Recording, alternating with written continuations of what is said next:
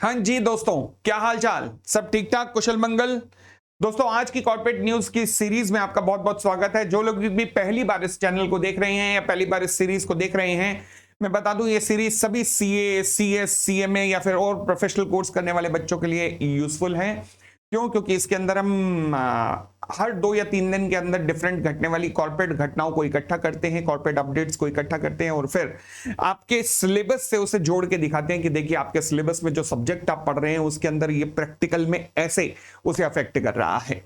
तो चलिए इसी सीरीज में आज हम देखते हैं कुछ घटनाओं को जो कॉर्पोरेट में घटित हुई हैं। बट उससे पहले एक छोटी सी सूचना सीए इंटर के सभी स्टूडेंट्स के लिए जिनका भी अटेम्प्ट, सीए इंटर के वो सभी के सभी स्टूडेंट जिनका अटेम्प्ट नवंबर 2023 के अंदर है, ये हमारा फास्ट ट्रैक बैच एक शुरू हो रहा है। और ये फास्ट ट्रैक बैच केवल नवंबर 23 ओल्ड सिलेबस वालों के लिए ही है, क्योंकि ओल्ड सिलेबस का लास्ट अटेम्प्ट है ये।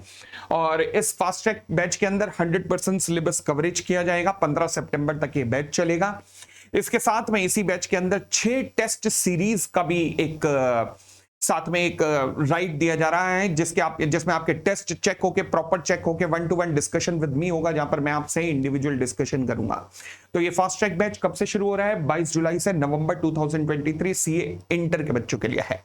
ठीक है जी। और जो केवल बच्चे जो पहले मुझसे पढ़े हुए हैं और जिनका नवंबर में अटेम्प्ट है, वो चाहें तो केवल ये 6 टेस्ट सीरीज भी दे सकते हैं। जो बच्चे कहीं भी और से पढ़े हुए हैं, उन्हें लगता है कि लो दोबारा पढ़ने की तो जरूरत नहीं, बट टेस्ट सीरीज जरूर अटेम्प्ट करनी चाहिए, तो वो 6 टेस्ट सीरीज भी दे सकते हैं। 6 टेस्ट सीरीज होंगी जहां पर 1-to-1 डिस्कशन, आपका प्रॉपर रिपोर्ट कार्ड बनेगा, जिस रिपोर्ट कार्ड से आप एनालाइज कर पाएंगे कि कहां कमी आ रही है। चलो जी, तो हम आज की कॉर्पोरेट न्यूज को शुरू करते हैं। सबसे पहले कॉर्पोरेट, हाँ अच्छा रुको, कॉर्पोरेट न्यूज शुरू करने से पहले एक और पेज। तो आज ऐसे एक्चुअल में घटना ऐसी घटी कि अब ये सवाल बनता है, सवाल मैं आपसे पूछ रहा हूं, जवाब क्या होगा, क्या होगा, क्या होगा? जवाब आपसे मांगा जाएगा इस क्लिपिंग के लास्ट में।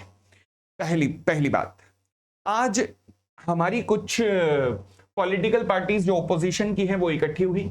उन्होंने इकट्ठे होकर एक गठबंधन बनाया और उसका नाम रखा है इंडिया। अब मेरा सवाल यह है, क्या आप इंडिया नाम यूज कर सकते हैं, हाँ या ना? सोचो, ये क्योंकि कॉन्सेप्ट सीए वालों को भी आता है, सीएमए वालों को भी आता है, सीएस वालों के सिलेबस में भी है।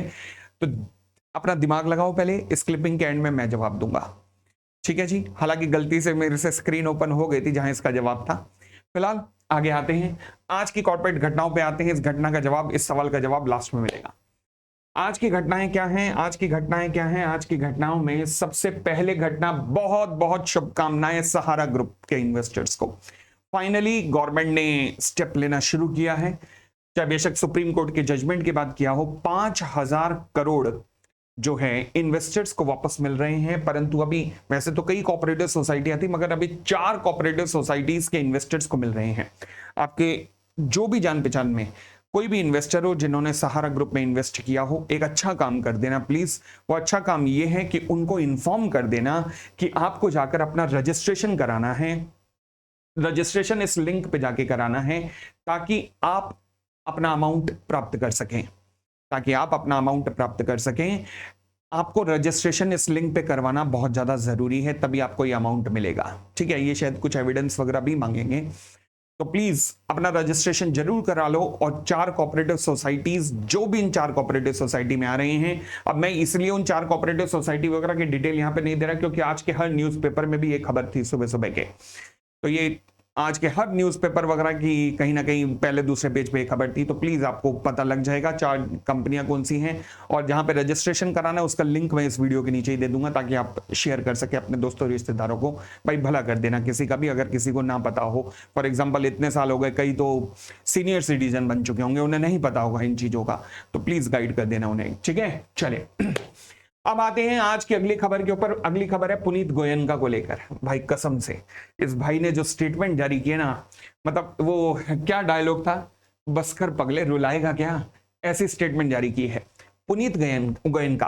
अब जिनको नाम पहली बार सुन रहे हैं मैं बता दूं, ये जी के प्रमोटर हैं, प्रमोटर डायरेक्टर हैं पुनीत गोयनका और इनके पिताजी सुभाष चंद्र, जिन पे रिसेंटली सेबी ने बैन लगाया है कि आप किसी भी लिस्टेड कंपनी में डायरेक्टर नहीं बन सकते।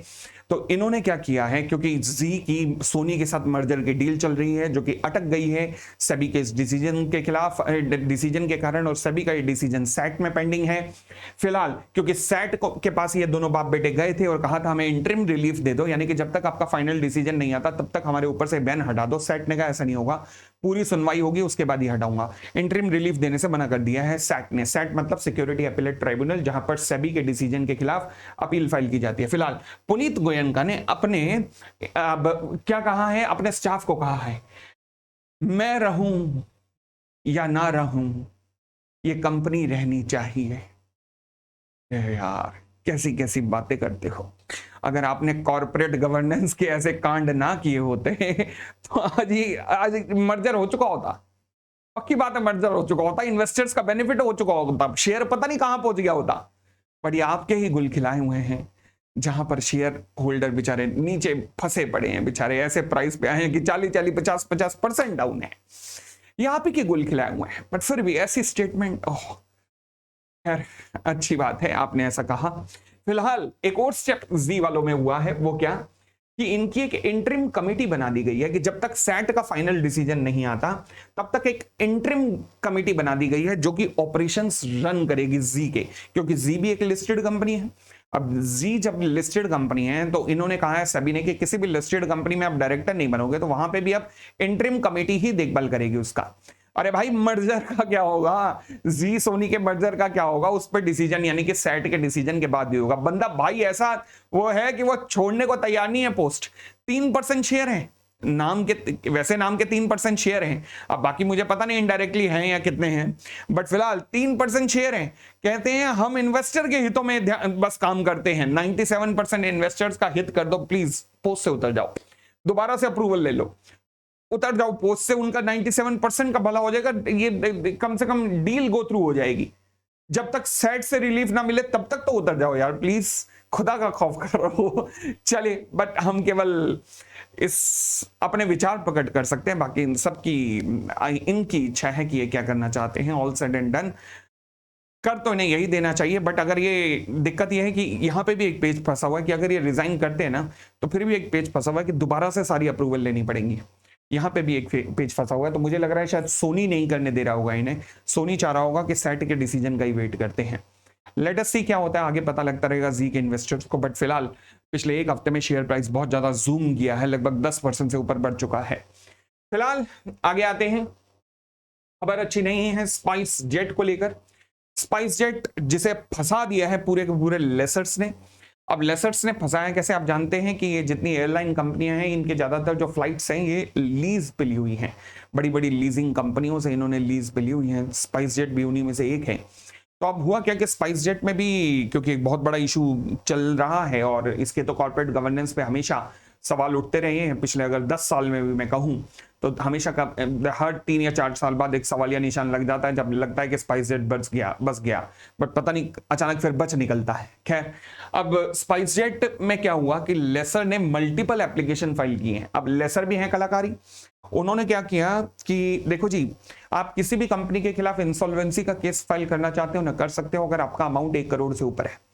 अब लीज जो है वो अमाउंट तो ऑब्वियसली फ्लाइट है, कोई हीरो होंडा तो है नहीं है, स्कूटर तो है नहीं, लंबरिटा वगैरह तो जिसका कीमत तो हजारों में होगी, लाखों में होगी, नहीं, ये तो फ्लाइट है, तो इसकी लीज भी करोड़ों में होती है।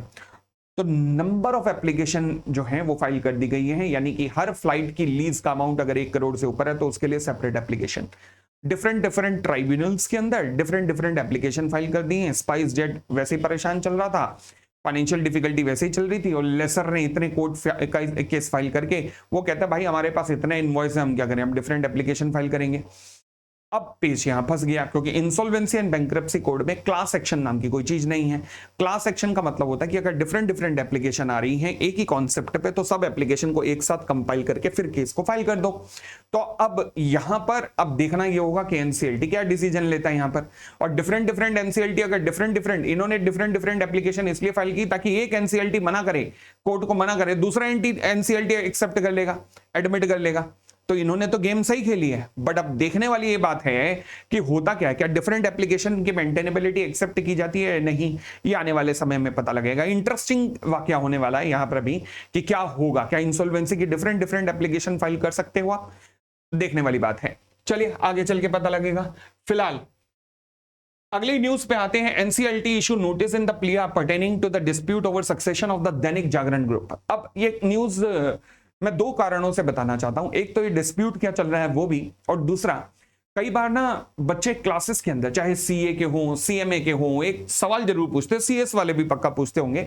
मैं क्योंकि सीए सीएमए पढ़ाता हूं तो इसलिए मैं उनकी बात कर रहा हूं। फिलहाल जो एक सवाल पूछा जाता है कि सर प्राइवेट कंपनियां होल्डिंग कंपनी हो सकती हैं क्या, ऐसा हो सकता है कि प्राइवेट कंपनी होल्डिंग हो और सब्सिडरी कंपनी कोई पब्लिक लिमिटेड कंपनी हो।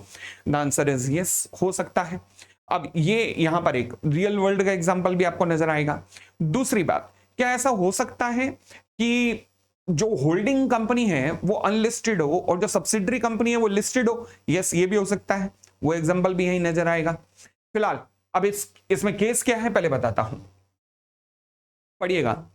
दैनिक जागरण नाम का हिंदी का न्यूज़पेपर आता है, आपने सुना होगा दैनिक जागरण। ओके, अब दैनिक जागरण जो है उसके प्रमोटर थे, फाउंडर थे पूरन चंद्र गुप्ता जी। ओके, गुप्ता फैमिली थी।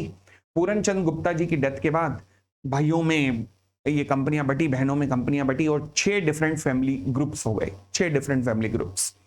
शुरुआत में अब क्या किया होगा कि पावर ऑफ अटॉर्नी दी गई होगी किनको, अब देखिएगा, कहता है कंपनी का नाम है Jagran media network investment private limited, एक कंपनी है, यानी कि एक प्राइवेट लिमिटेड कंपनी है जो कि होल्डिंग कंपनी है।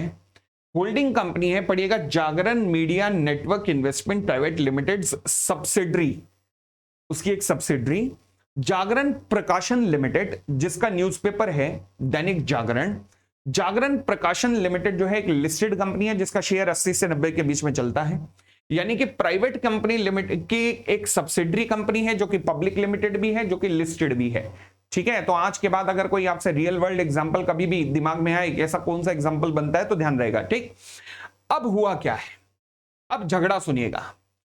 कहता है जी झगड़ा ये है कि पूरन चंद गुप्ता जी ने कंपनी बनाई, 6 डिफरेंट बच्चों में कंपनियां बट गई। महेंद्र मोहन गुप्ता एक बच्चे थे उनके, और उनका पोता पूरन चंद का पोता एंड महेंद्र सिंह चंद गुप्ता जी का जो बेटा था द पेटिशनर, वो बेटे ने यानी कि पूरन चंद जी के पोते ने एप्लीकेशन फाइल की है एनसीएलटी के सामने कि सर हमारे साथ गलत हो रहा है। हमारे साथ गलत कैसे हो रहा है? अब उन्होंने क्या कहा कि हमारे साथ कैसे गलत हो रहा है? उन्होंने कहा जी मेरे पास तो एक पावर ऑफ अटॉर्नी है जिसमें प्राइवेट लिमिटेड कंपनी ने मुझे ऑथराइज किया है, मुझे ऑथराइज किया गया है हर काम के लिए। ठीक हो गई इतनी बात।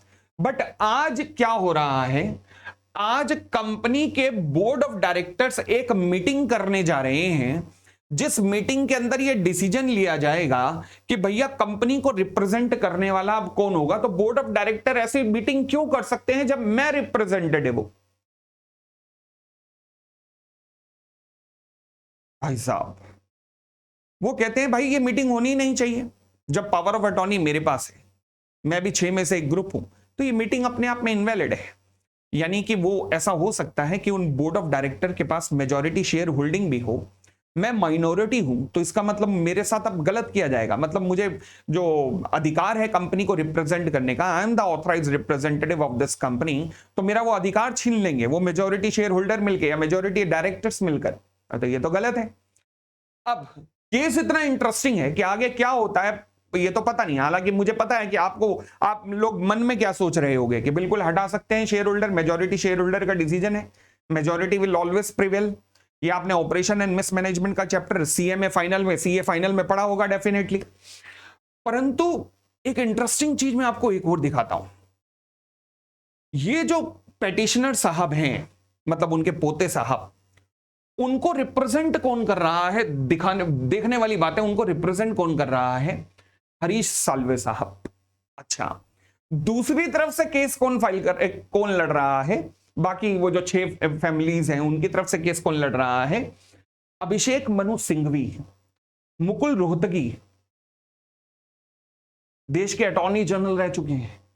ये दोनों मतलब जबरदस्त एडवोकेट, और वहां पे कौन है? हरीश साल्वे और भी कुछ एडवोकेट्स हैं। तो मतलब ये फैमिली डिस्प्यूट जरूर कुछ ना कुछ नया कॉन्सेप्ट जरूर लेके आएगा कंपनी लॉ के अंदर, कुछ ना कुछ जबरदस्त डिसीजन जरूर आएगा, ये आने वाले समय में डेफिनेटली पता लगेगा। बट फिलहाल मैं इन न्यूज के थ्रू आपको अपडेट रखता रहूंगा कि हाँ जी ये हो रहा है, ये घटनाएं हो रही हैं। तो ये थी हमारी आज की कॉर्पोरेट न्यूज। जाने से पहले एक सवाल जो पूछा था कि आज की हमारी ओपोजिशन जितनी भी पार्टीज थी उन सबने मिलकर एक एसोसिएशन बनाई जिसका नाम रखा इंडिया, क्या ये अलाउ है?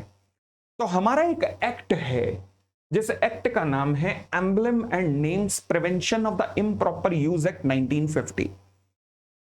CMA inter, CMA final, CA foundation, CA inter, CA final, सब जगह पढ़ाया जाता है।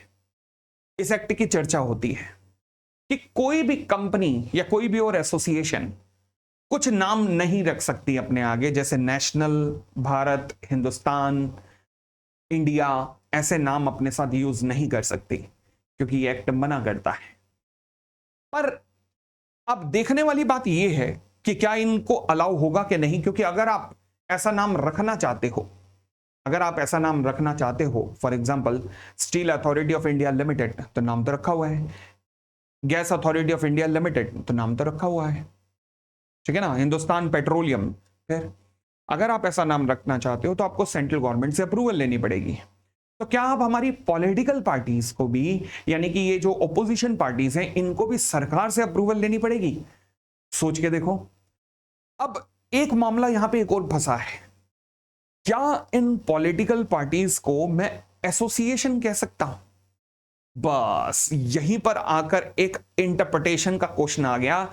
इसे कहते हैं क्वेश्चन ऑफ लॉ अराइज हुआ है। क्वेश्चन ऑफ लॉ, डेफिनेटली अगर सरकार इनको ये नाम देने से रोकती है या इसके खिलाफ सुप्रीम कोर्ट में जाती है, तो सुप्रीम कोर्ट को ये डिसाइड करना पड़ेगा कि ये जो अब आज फॉर्मेशन हुआ है, क्या ये एसोसिएशन की डेफिनेशन में आएगा? क्योंकि अगर वो कहें कि भाई हम जो नाम यूज कर रहे हैं वो तो वैसे ही एक शॉर्ट फॉर्म उसकी इंडिया बनी है, नाम तो हमारा कुछ और है। अगर वो ये कहें कि हमारी एसोसिएशन का नाम इंडिया तो है ही नहीं, नाम तो फुल फॉर्म तो कुछ और है, तो सुप्रीम कोर्ट का क्या व्यू होगा?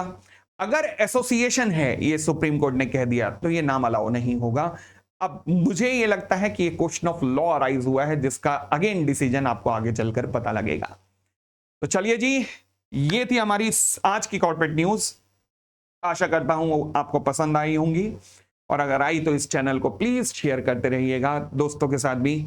एंड हम दोबारा से ऐसी ही इंटरेस्टिंग कॉर्पोरेट न्यूज के साथ मिलेंगे। तब तक thank you, bye bye, take care, खुश रहिए।